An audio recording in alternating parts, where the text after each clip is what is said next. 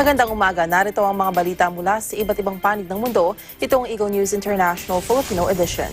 Ngayon ay araw ng Biyernes, Pebrero 12, 2021. Sa ating headlines.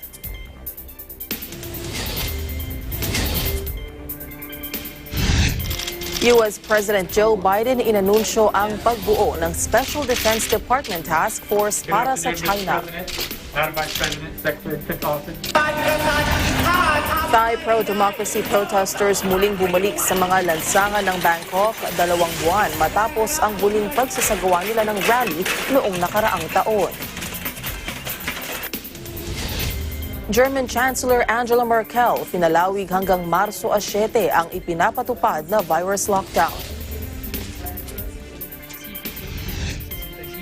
Mexican regulators binigyan na ng emergency approval ang Chinese-made COVID-19 vaccines na CanSino Biologics at CoronaVac.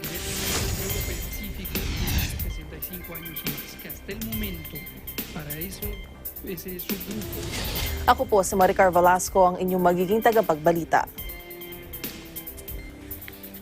Sa detalye ng mga balita, inanunsyo ni U.S. President Joe Biden ang pagbuo ng Special Defense Department Task Force para sa China. Ipinag-utos din niya ang agarang pag-review sa military strategic approach sa mga hamong kinakaharap mula sa Beijing. Binigyan ni Biden ang bagong task force ng 4 na buwan para ipresenta ang kanilang assessment para makabuuan niya sila ng malakas na hakbang para sa China-related matters na nangangailangan ng pagkilos ng buong gobyerno. The final point I'd like to make today is to give you my personal commitment that this administration, from myself and the Vice President Harris to Secretary Austin on down, is dedicated to ensuring that every single person is treated with dignity and respect. That's why we moved so quickly to overturn the discriminatory ban on transgender service, and why General Austin's first memo was the directive to take a sexual assault in the military seriously. I understand the full weight of what it means to ask young, proud Americans to stand in the breach, as was referenced by the Secretary. My son both served in Iraq for a year. I'm the first president in 40 years, I'm told, who had a son or daughter who served in a war zone. So I know what it's like being commander-in-chief is an enormous responsibility, and one that I will never take lightly or easily.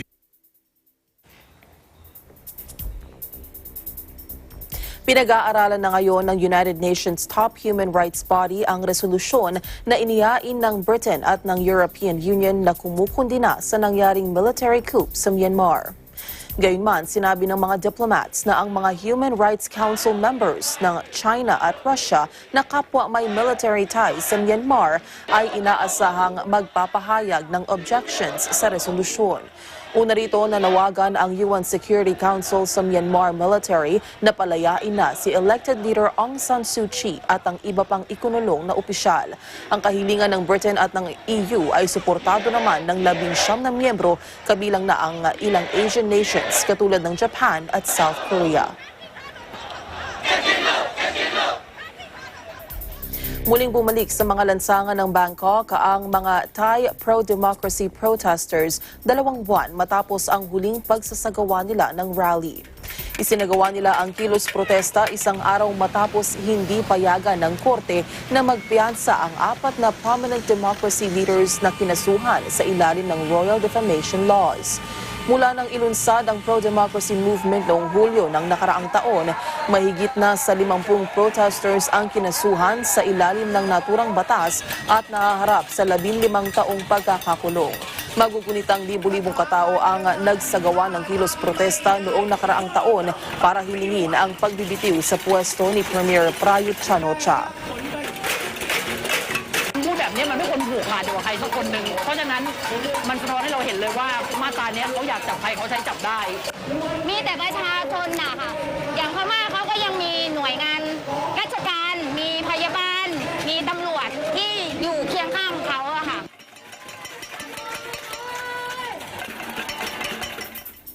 Kung Gumamit na ang Haitian police ng tear gas para buwagin ang hanay ng mga protesters na nagmamarcha laban kay President Jovenel Moises sa Port-au-Prince. Inaakusahan ng mga protesters ang kanilang presidente ng iligal na pagpapalawig ng kanyang termino. Naging marahas naman ang ginawang pagbuwag ng pulisya sa mga demonstrasyon at maging ang ilang miyembro ng media ay inatake umano ng mga pulis.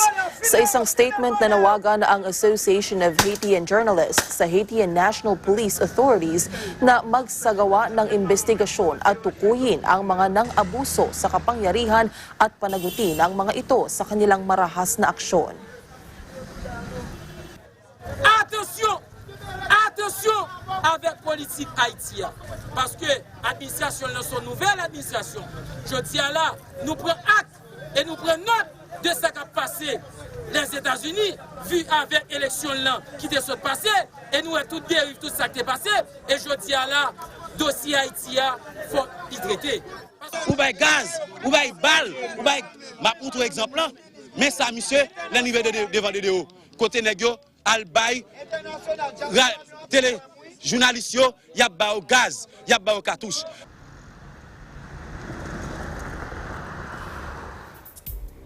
Kinundina ng White House ang ginawang pag-atake ng Houthi rebels sa Aba International Airport sa Saudi Arabia.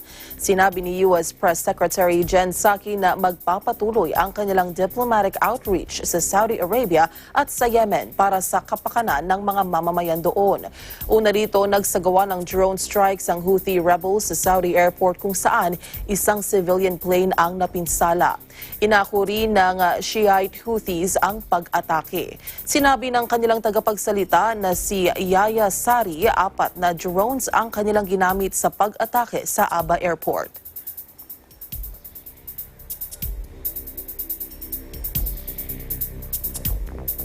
The attack today at the Aba International Airport in Saudi Arabia, a civilian airport. The attack coincides with Special Envoy Lender King's first trip to the region and his efforts to bring a lasting peace to Yemen that will ease the suffering of the Yemeni people. The Houthis, meanwhile, continually demonstrate a desire to prolong the war by attacking Saudi Arabia, including attacks on citizens, and we will continue our diplomatic outreach and engage with Sinunog ng Israeli Army ang bahay ng isang Palestinian na inaakusahang pumatay sa isang French-Israeli citizen sa hilagang bahagi ng occupied West Bank. Sa pamamagitan ng pampasabog, sinira ng Israeli Army ang bahay ng isang Palestinian sa village ng Tura al-Garbiya malapit sa Jenin. Kinumpirma naman ng Israeli Army ang naturang pangyayari at tinukoy ang nasabing gusali na bahay ng umunoy pumatay kay Esther Georgian. Ang 52 anyos na si Jorge na ay natagpuang patay sa isang kagubatan malapit sa Tal Menachem Settlement noong Disyembre. Ayon sa kanyang mga kamag-anak, lumabas lamang ito ng bahay upang mag-jogging pero hindi na ito nakabalik. Sinabi naman ng Israel Internal Security Agency, Shin Bet, na inamin ng suspect ang pagpatay sa biktima dahil umano sa nationalist motives.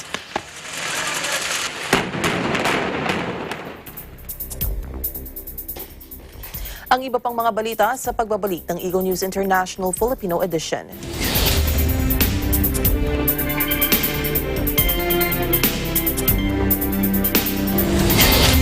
Look to NHK World Japan for news of the coronavirus outbreak across the globe. You'll find updates and insights in the specialized section of our website. Catch up with programs on your schedule through the free video on-demand service. Learn how to stay in shape and maintain your health deliciously. Ready when you are. NHK World Japan. Events happen around us all the time, in our community, in our country, around the world. Events that affect people, move communities, or simply inspire us. Interesting events that people need to know. In these interesting times, we continue to be a competent partner in delivering news about these events. Fast, accurate, balanced. Eagle News, because we live in interesting times.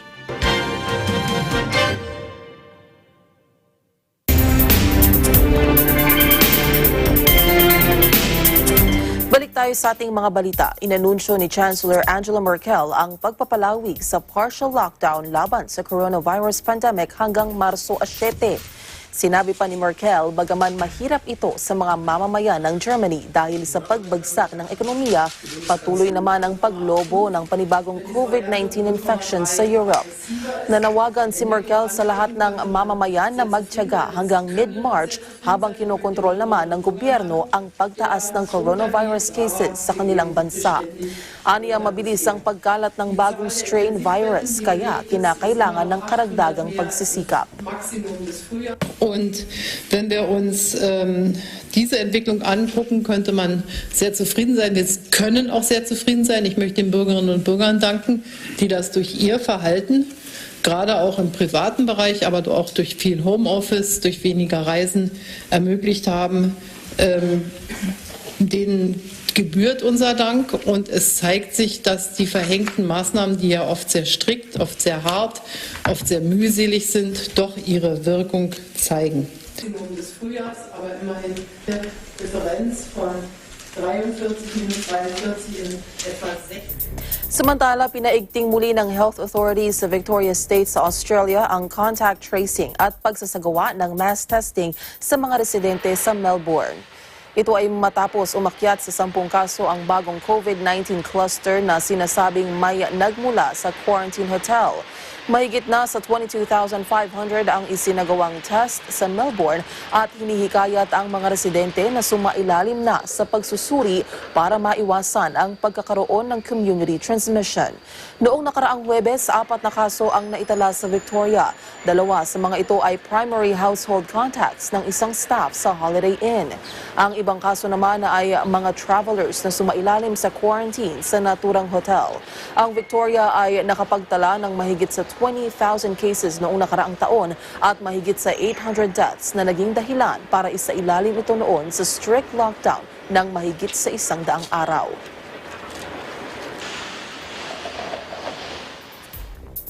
Sa ibang balita, binigyan na ng Mexican regulators ng emergency approval ang Chinese-made COVID-19 vaccines na CanSino Biologics at CoronaVac.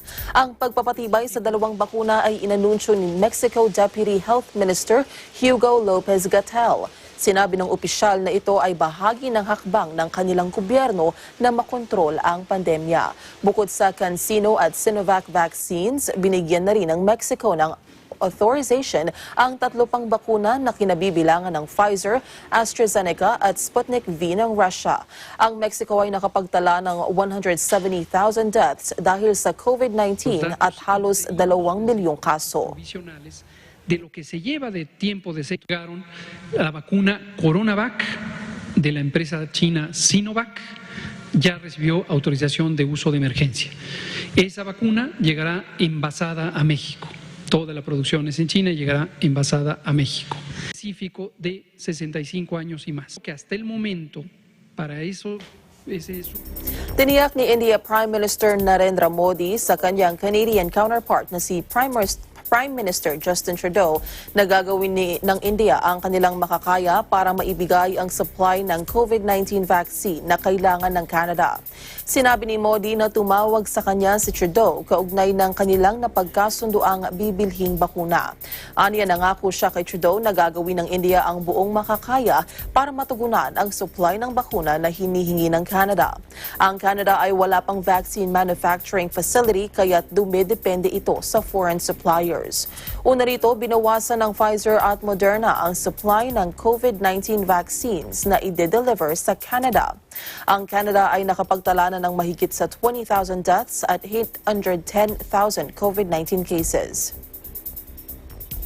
Samantala, inirerekomenda pa rin ng World Health Organization ang paggamit ng bakuna na dinevelop ng University of Oxford at AstraZeneca kahit sa mga bansang may mga bagong variants ng coronavirus. Una rito, may mga pag-aaral na ang mga bakuna ay tila nababawasan ng epekto sa mga bagong forms ng virus. Sinabi pa ng WHO na ang naturang bakuna ay maaari pa rin gamitin sa mga individual na higit sa 65 anyos. Binigyang diin ng WHO na ang pagbabakuna ng 2 dose ng vaccine ay nagpapalakas ng effectivity nito. Tumanggap na rin ng bakuna ang mga homeless population sa Los Angeles. Ang mga naninirahan sa Skid Row, isa sa pinakamahihirap na neighborhood sa Los Angeles, ay binakunahan na rin laban sa COVID-19 sa isang pop-up center na itinatag ng Los Angeles County Health Department. Sinabi ni Dr. Heidi Beforos na nag-focus sila sa naturang lugar dahil ang mga tao roon ay vulnerable sa sakit. Well, there's all types of diseases and stuff floating around downtown. And so, it's best to get vaccinated, so you could, because the chance there's a lot of outbreaks out here. So, it's pretty safe thing to go ahead and get vaccinated. Well, there's a virus going on. I don't want to get it. Yeah. There's a virus. I don't want no virus. We are vaccinating people experiencing homelessness here in Skid Row in LA County. And we are focusing today on people who are over 65 years old, as well as healthcare workers who serve people experiencing homelessness in this area.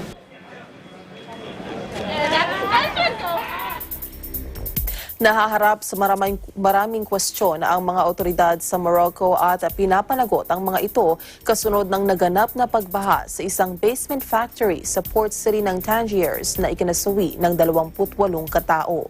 Ayon kay Senior Fire and Rescue Service official Abderrahim Kabaj, ang mga biktima ay na-trap at walang malabasan nang nangyari ang pagbaha.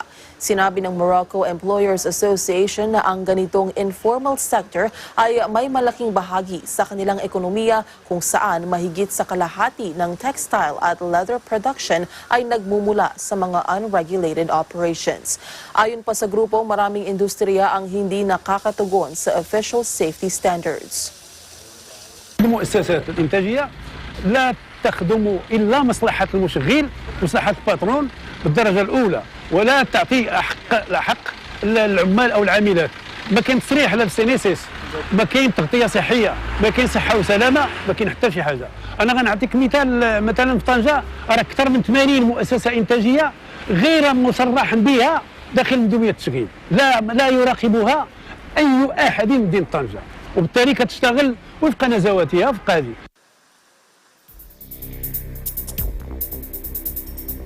Sa ibang balita, na-rescue ng US Coast Guard ang 3 Cuban national na na-stranded ng halos isang buwan sa Anguilla Cay Desert Island ng Bahamas. Namataan ang mga ito sa isinagawang surveillance nang mapansin ng aircrew ang 3 katao na nagsisignal sa kanila. Ayon pa sa report, nagawang mabuhay ng mga ito sa pagkain ng niyog at daga habang nasa isla. Napadpad ang 3 biktima sa isla matapos na lumubog ang kanilang sinasakyang bangka.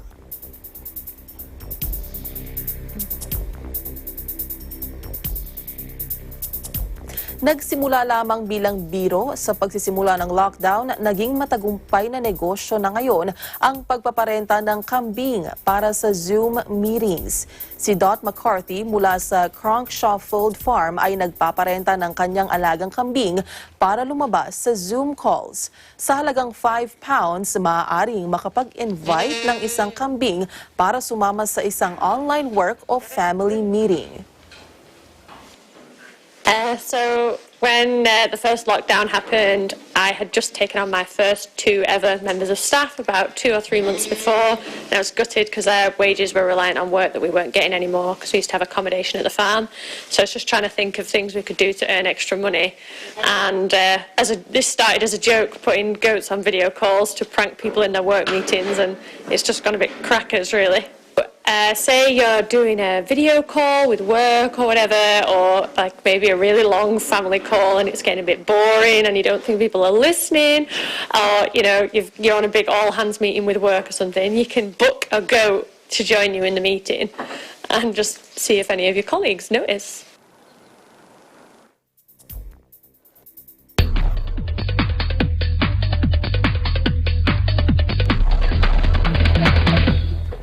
Isinilang na ni Princess Eugenie ang kanyang anak na lalaki sa Portland Hospital nitong umaga ng Martes, Pebrero 9, oras sa United Kingdom. Ito ang panganay na anak nila ni Jack Brooksbank at unang apo ni Duke Prince Andrew ng York at ni Duchess Sarah Ferguson ng York. Malusog at may bigat na 3.7 kilograms ang anak nito. Si Princess Eugenie ang ikatlo sa 4 na apo ni Queen Elizabeth.